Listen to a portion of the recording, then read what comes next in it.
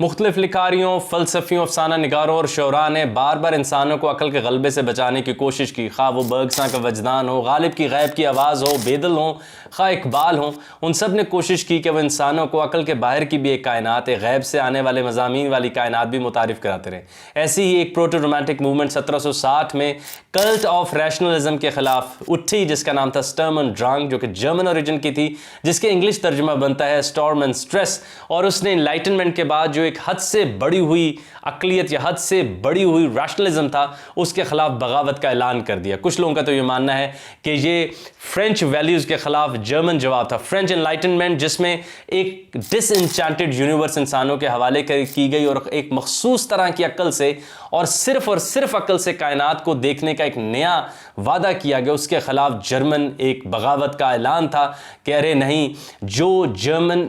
Values ہیں ہمیں ان کو بھی ذرا شامل کرنا چاہیے۔ اور فرینچ انلائٹنمنٹ کی جو 3 بڑی ویلیوز ہیں، جن میں سب سے بڑی ہے ریشنالٹی، دوسری امپیریسزم اور تیسرا یونیورسلزم یعنی کہ عقلیت، تجربہ پرستی اور عالمگیریت، ان کے خلاف ہم تحریک کا اعلان کر دیں۔ کیونکہ یہ تینوں ویلیوز انسانی کنڈیشن کو کیپچر نہیں کر سکتی۔ ریشنالٹی اینڈ امپیریسزم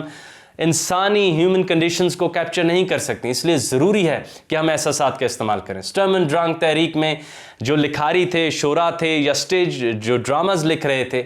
وہ حد سے بڑے ہوئے احساسات اور شدت سے احساسات کا اظہار کرتے تھے اور انسان کو ایک ایسے فلو میں لاتے تھے کہ وہ اپنے عقل کے غلبے سے نکل کے ایک نئی دنیا میں آ جائے، اور وہ یہ بتانے کی کوشش کرتے تھے کہ انسان آخر میں ایک ایموشنل بینگ ہے۔ انہوں نے جو سب سے بڑی 3 ویلیوز چیلنج کی، وہ حد سے بڑی ہوئی ریشنالٹی، فقط حواس خمسہ سے کائنات کو دیکھنے کی کوشش، اور یونیورسلزم کا انہوں نے ان سے بغاوت کی، اس کا رد دیا، اور ایک سبجیکٹو کائنات جس میں ہر انسان اپنے تخیل، اپنی خوبصورتی، اپنے مطابق کا ایک کائنات بن سکے اور ایک آبجیکٹو کائنات کے پیچھے نہ بھاگتا رہے، وہ لوگوں کے حوالے کر دی۔ اس میں سب سے نمایاں نام شیلنگ کا اور گوئٹے کا رہا۔ گوئٹے کا سب سے مشہور ناول جس میں عقل کو ایک ہارتے ہوئے دکھایا گیا اور احساسات کا استعمال کیا گیا اور حد سے بڑے ہوئے شدت سے احساسات کا استعمال کیا، وہ تھا سوروز آف ینگ ورتھر، جس میں ایک کردار آخر میں خودکشی کر لیتا ہے اور اس کردار کی وجہ سے 20,000 نوجوان بھی خودکشی کر لیتے ہیں اور مائل ہو جاتے ہیں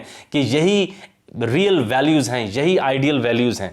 اور ان ناولز میں، سٹرم اینڈ ڈرانگ کی تحریک میں جو پرنسپل ویلیوز استعمال کی جاتی ہیں وہ نوبل نہیں ہیں، مگر لالچ، حسد اور ایسی ریئلسٹ ویلیوز جو کہ ایموشنز پر پیگ کرتی ہیں، ان کو استعمال کر کے انسان کو ایک نئی کائنات کی طرف لایا جاتا ہے، اور انسانوں کو فقط حواس خمسہ اور حواس خمسہ کے بعد منطق کے اصولوں کے آگے بے بس بیٹھا رہنے سے بہتر ہے کہ خوبصورت سی کائنات جس کا وہ پلیئر لے سکے وہ اس کے حوالے کر دی جائے۔ سٹرم اینڈ ڈرانگ تحریک صرف 20، 25، 30 سال چل سکی، لیکن آج اس کی دوبارہ ضرورت محسوس ہوتی ہے جب ہم دوبارہ یہ بات دیکھ رہے ہیں کہ انسان فقط اپنی عقل کے برابر اپنا بس ایک وزن سمجھتا ہے، یعنی انسان اتنا ہی ہے جتنا اس کی عقل ہے، انسان اتنی ہی حقیقت کو حقیقی مانتا ہے جو اس کی عقل میں ٹھونس دی جائے، انسان صرف امپیریسزم کو ہی حتمی کائنات کو ناپنے کا ایک میتھڈ مانتا ہے، جس کے بعد فقط انسان کا ذہن ایک کیمرہ بن جاتا ہے، اور اس کے بعد وہ منطق کے چند اصول جو صدیوں سے چلے آ رہے ہیں، جن میں کوئی گہرائی نہیں ہے، وہ انسان کی زندگی کو انتہائی ڈس انچانٹڈ کر دیتے ہیں، اور انسان کو جلد یہ احساس ہوتا ہے کہ واقعی روبوٹ اس سے بہتر ہے، اور انسان اب صرف اور صرف ایک روبوٹ کی طرح زندگی گزار سکتا ہے۔ ایسی ایک تنقید جلد ہم شامل کریں گے جو یوگانی نے اپنی کتاب وی میں کی تھی، اور خصوصاً اس نے ریاضی کو تنقید یعنی میتھس کو تنقید کا نشانہ بنایا تھا۔ کہ ہم جانتے ہیں کہ میتھس کے بارے میں کہا جاتا ہے it is the language of the universe, یعنی اگر آپ نے کائنات کو یا اس کے پیٹرنز کو، اس کی حقیقت کو جانا تو آپ میتھس سے جاننے کی کوشش کریں، لیکن اس کو بھی یوگانی نے تنقید کا نشانہ بنایا کہ اگر پوری کی پوری کائنات اتنی سرٹن ہو جائے، سب کچھ پہلے سے طے ہو جائے، کوئی حیرت کی جگہ نہ بچے، تو ایسی کائنات میں نہیں رہنا چاہیے جس میں حیرت نہ ہو، جو نامکمل نہ ہو، جو تھوڑی سی ٹوٹی ہوئی نہ ہو۔ تو بہت زیادہ مکمل، بہت زیادہ سرٹن کائنات عقل کو تو اچھی لگ سکتی ہے، لیکن انسان کے اندر کئی اور ذوق ہیں جو زندگی مانگ رہے ہوتے ہیں۔ ایسی ہی ایک کوشش سٹرم اینڈ ڈرانگ تحریک میں جرمن لکھاریوں اور فلسفیوں نے کی، اور گوئٹے نے تو سوروز آف ینگ ورتھر لکھ کے ہلا کر رکھ دیا جب اس